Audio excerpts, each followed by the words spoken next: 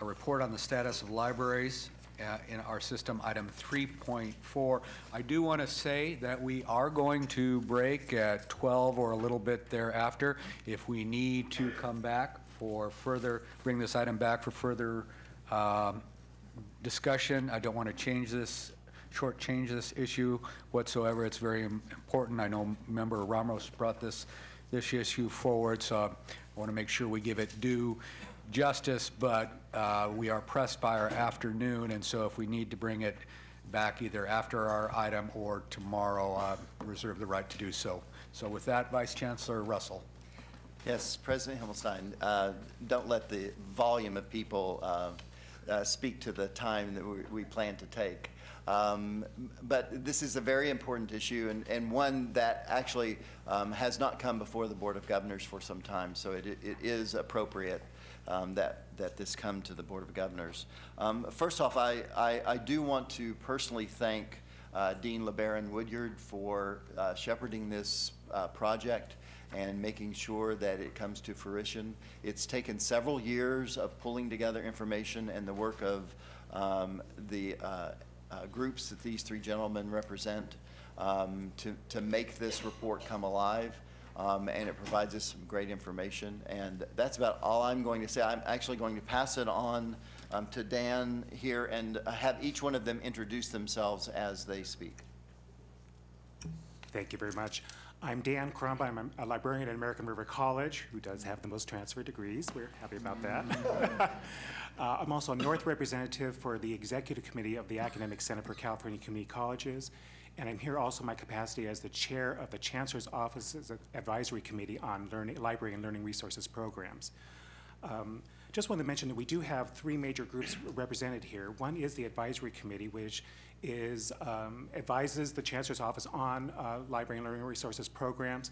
It has a wide representation, has librarians, library managers. Librarians are appointed by the Academic Senate, library managers, people from the learning assistance groups. We also have a CEO rep, a CBO, CIO, and student representation. So we try to cover all the bases in getting feedback. In addition, we have, at the state level, we also have the State Academic Senate also has a standing committee, the Counseling and Library Faculty Issues Committee, which does deal with issues, especially dealing with academic and professional matters as they apply to library issues. One important one that we were dealing with for a long time has been information competency, both as an accreditation standard and also we were trying to do it for a statewide graduation requirement. In addition, the Academic Senate just recently did a paper, Standards of Practice for California Community College Library Faculty and Programs. The third group we have is the Council of Chief Librarians, which is library directors and other interested faculty, librarians and faculty members working at the state level. And Kenley will give more information on that. These three groups also are a great example of collaboration and working together. We try to cover all the bases, and also one of the big things we've done is the annual data survey. We've been doing it for years. It's in Title V, and it's been very informative for the state as a whole. It's an example of us definitely working together. At one time, probably about 8 years ago, there's always a budget crisis, it seems, but at that time, the Chancellor's Office was working on this. Then we went into collaboration with the Council of Chief Librarians, also the Advisory Committee and the State Academic Senate. We all worked together to make sure that this annual data survey, which has been useful to the system, remained viable. So we've all worked together in different capacities for that. With that, I think I just want to give you a background of the different library groups that have been working on this survey and other issues. Thanks, Dan. Good morning. I'm Kenley Neufeld. I'm the library director at Santa Barbara City College and currently the president of the Council of Chief Librarians. Thank you all for your being here and your service to the community college system. Also like to send my thanks to the Chancellor's Office for preparing this wonderful report from the data that we generate annually. And so if you haven't had a chance to read through the whole thing, I hope you do at some point. But I will offer some highlights that are also in your brief summary report. And we use this data primarily for comparison purposes between our campuses, but also to see where some weaknesses or strengths are. And since we've been doing it for gosh, probably 20 years or longer, we have a lot of longitudinal data to draw upon as we move forward. The data in this report covers a 9-year period, but most of the comparisons are from the last 5 years. You probably won't be surprised to see that most of the dollars that libraries are spending are shifting from the print arena to the electronic arena, which has its pros and its cons. The costs actually go up when we move to that, because a lot of times we don't actually own the data. We're actually leasing the data from the vendors. So the collections so it's an ongoing cost because of that. You have to pay for it annually. One of the pros is that we actually have access to a significantly broader array of resources from that. So whereas before we might subscribe to 300 print publications in the periodical arena, with electronic databases we might have access to 20,000. So, but the cost does go up from that. So you'll see in the report that 1/3 of the colleges spent 51 to 75% of their budgets on databases compared to print items. So that's sort of the trend that you're seeing. In regards to library hours, no surprise, I think, that given the budget circumstances of the last 5 years, that we're seeing a reduction in library hours. But the use of the library continues to be very high. So, and final little data point is 77% of the colleges, campuses showed increases in the ratio of students to library employees, which means basically there's fewer employees and more students, again, related to the budget circumstances of the last 5 years. But the report does have a lot of great charts and full details on that. I do want to cover 3 other points in the few minutes we have. One is also in the another is also in the report, which is the Student Engagement Pilot Survey. The Council of Chief Librarians in the last year and a half have launched a new study to determine student engagement, to try to understand our users, to support their learning needs, to track technology trends, prioritize and refine the services, and foster cohesion. We did a pilot study with 5 campuses across the state, trying to grab a sample of the different types of colleges we have, and then the data collection was done in a variety of ways. Some were distributed to all the students on a campus, and others were more selective. So the results are not something that you can extrapolate from to get general trends for the system, but it does give us an indication of a way that we can proceed into the future, and what some of the better methods are for data collection, obviously reaching all the students rather than just, say, the students that come to the library and happen to complete the survey. The survey was not a brief survey. It did take 15 to 20 minutes for the students. So there's a lot of data there that we were able to collect. Just to highlight some of the results, although we can't generalize them, 40% of students had attended a workshop or a presentation from a librarian. 68% of students either agree or strongly agree that their campus library supports their community college experience. And when asked to specify aspects of their campus library that they would change, trends concerning expansion and updating physical computing and collection resources, seating, hours, better staffing, better website, et cetera. So as a result of this pilot study, we're very reassured of the results and the trends that it can create for us. And we would really like to ask the Chancellor's Office, through its Library and Learning Resources Advisory Committee, to work with the Council of Chief Librarians to take the results of this pilot survey and develop the instrument that can be administered to students on all colleges. It's pretty much ready to go. We have the product. We have the process that we can do it. We just would really like the support from the Board of Governors and the Chancellor's Office to be able to do that sort of action. And if we have that support, then we can move forward and get the colleges involved and see how we can move forward to get a broader survey results from that.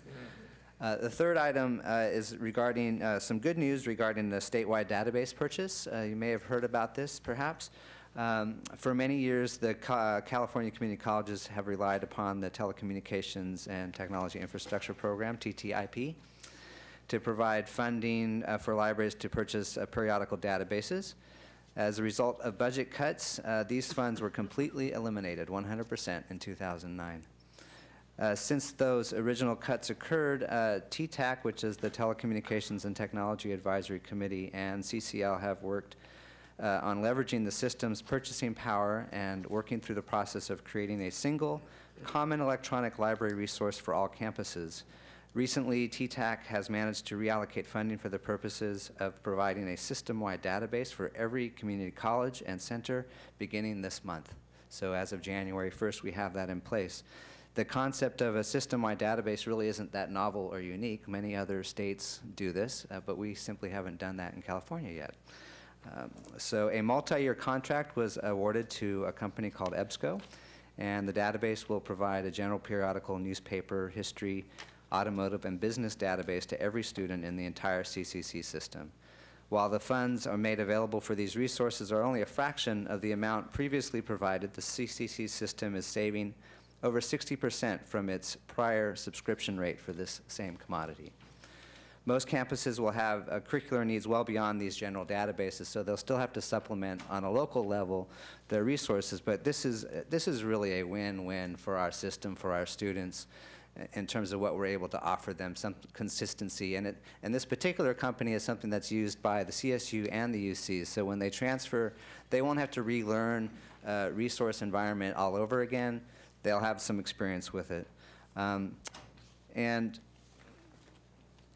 making sure I don't exceed my, good, I'm doing all right. California Community College, we're considering what we want to look like in the future, the 21st Century Library. And in the coming 6 months, the Council of Chief Librarians will be facilitating a strategic discussion on our libraries in the 21st century. How are we thinking about libraries, learning resources, buildings, information technology, learning space, and the fluidity between campuses and materials. We would like to be invited back to the Board of Governors, perhaps at some point in the future, to present what we come up with in terms of a strategy that may, some concrete proposals that we can bring to you, that we might need some changes in legislation, for example, to help us move forward as learning environments that we are. And finally, in regards to the Student Success Task Force that you'll be discussing this afternoon, in reading the report, we were disappointed that libraries, with one exception, I'll mention in a moment, information literacy nor student research are mentioned in the report. But they are mentioned under recommendation 2.3 regarding centralized and integrated technology, which the statewide database purchase is one piece of that. And the other piece is what's called library management systems. It's how we manage all of our resources, how students gain access to our resources. Currently, the campuses typically purchase a product per campus, and the cost per campus could be anywhere from free to $30,000 annually, in addition to purchasing the actual product. Most of them already have it in place. So I think moving into the future, the TTAC again and CCL have already begun some investigation into how we might implement a proposal for centralizing this particular technology service. And in regards to that, it would support student learning across all the campuses if we could do some centralization on that, as well as save the system some money and the local campuses some money. And finally, regarding recommendation 3.4, which is on basic skills, the Executive Board of CCL does make a recommendation regarding the information literacy piece, and I'd just like to read the statement that we came up with for your consideration. Students must develop information competency skills to critically... I'm a little hesitant to let you do that. If you'd like to comment on the task force Oh, recommendations, that will be this Sure. afternoon. Yeah. But I think the intent of this is for the Board of Governors to really understand the structural nature and how our libraries are doing. Of course, So Matt. happy to entertain your comments this afternoon. Okay. Yeah. So that actually concludes the report that we have prepared for you, and I'd be happy to answer any questions or comments. Member Belinsky? I don't have a question, but I really want to applaud the librarians statewide for the willingness to work together. and their willingness to develop that relationship collegially so as to advocate for state efforts. This database issue is phenomenal from my point of view, that you can purchase it as a state rather than locally. And I wish that other disciplines would have the opportunity to look at that and make proposals to the State Chancellor's Office for buying other technology things. We're purchasing technology out the yin-yang, I think, and losing money because we're not purchasing at the state level. So I just want to go on the record, say, applauding my colleagues, the faculty, librarians, for their hard work in this database issue. This is great news. Member Ramos, and then we have one member of the public who would like to comment. Thank you, Mr. Chairman, and I want to echo those kudos from my colleague, Joe. I've had the opportunity in the last couple of months to engage with Kenley Newfield and Mark Stengel, who's a head librarian at Cuesta College, the nearest college to me where I live, on not only these issues that have been presented today, but on the matters that Kenley spoke to regarding the future of libraries within the system. And I think that that is a very significant issue to which we need to turn some important attention in the future. So I wholeheartedly endorse your request to come back and have the opportunity to exchange with this Board of Governors about what that agenda might look like. So let me just say, before getting to a couple of comments on that front, I clearly think that the idea of expanding this survey system-wide makes total sense. That seems like a no-brainer. But regarding the larger issue of where the libraries fit, I think that the survey findings suggest to me, as you've alluded, that technology and user needs are really driving a different sensibility about where the library sits in terms of its role and responsibility within our campuses and within our districts. So I think that we need to be more mindful of a 21st century understanding of what that role is compared to the current working model, which is still, sort of largely rooted in the 20th century. And I think that you're defining what that role and responsibility should be for this board would be extremely helpful guidance as we envision policy and practice in the field. I also want to be mindful that, and I don't understand, I admit, the specifics of this, but early on in my tenure on this board, in dealing with some of the facilities questions, it came to my attention that there is a divide between what we call instructional services for budgetary allocation purposes and general services that are not instructional. And I'm not sure where the libraries sit, but I think that if they, my intuition is right, they probably are not considered to be core instructional facilities, but rather support facilities. And I wonder if we shouldn't be rethinking that, because it does have implications for the flow of capital, not only for development purposes in a facilities context, but also for educational programming purposes, which I think libraries are much better suited now to co-sponsor in addition to classroom activities. So integrating the library functions into each campus's core educational agenda, I think, is also a significant second imperative for that review.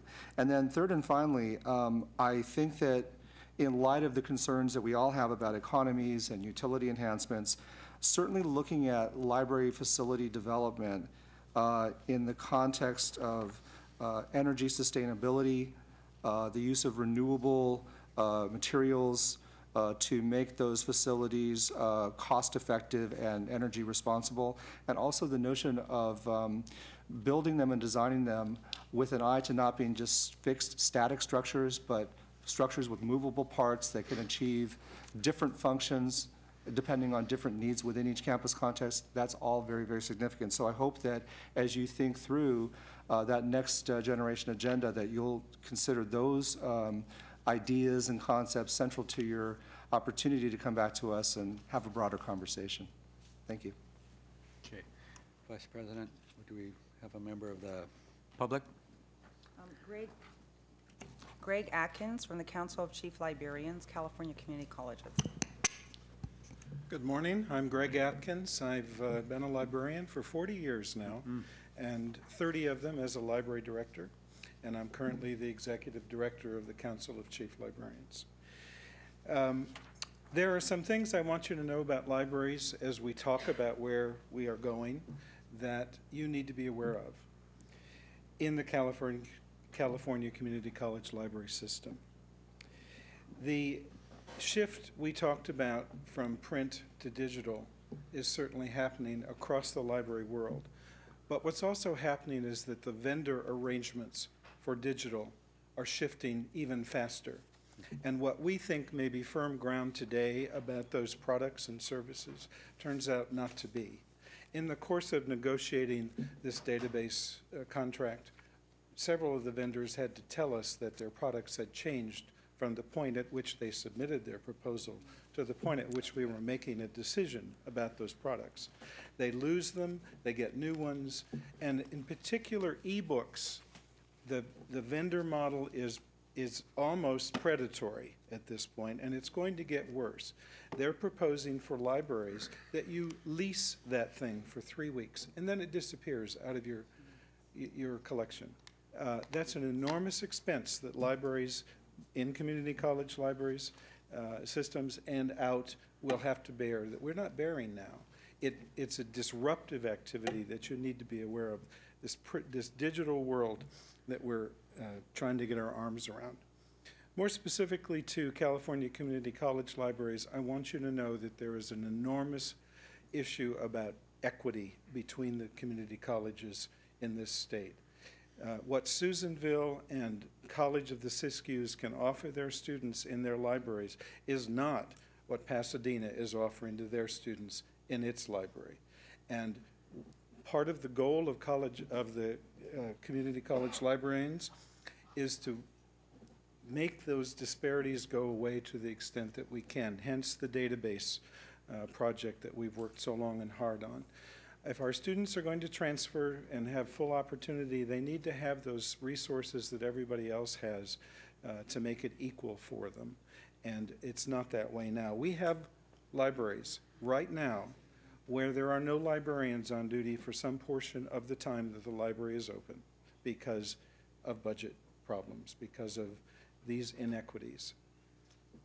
Secondly, or almost lastly, I promise, there is a management issue for these libraries that you need to be aware of. Libraries don't run themselves. One of my colleagues says, yeah, they think it's magic. The elves come in at night and make it all work. No, it takes people who run it, who organize it. They are complex organizational activities, and we are seeing in the California community colleges that more and more of the managers, as they retire, are not being replaced. I would estimate that probably 2/3 of the libraries now do not have a dean who is trained in library science or who has library experience.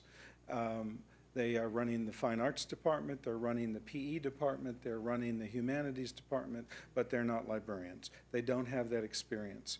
And these issues we've been talking about, this wave of change, you want people who do have that experience to help you address that. Lastly, I want to talk about... I'm sorry, but your time has run out, so if you can come to your conclusion. Thank you. I will. How will we face the future? The Chancellor's Office needs to assert, provide some leadership, some assistance to those of us in the field to address these issues. And we love the Chancellor's Office, don't get me wrong, but I think there are ways, opportunities for us to work even more closely together and to use resources in the Chancellor's Office to address these problems more successfully. Thank you. Thank you. Gentlemen, thank you very much for your presentation. We look forward to having you back as a later date as we look at this issue throughout the year. We are going to recess for lunch. We will return here at 1 p.m.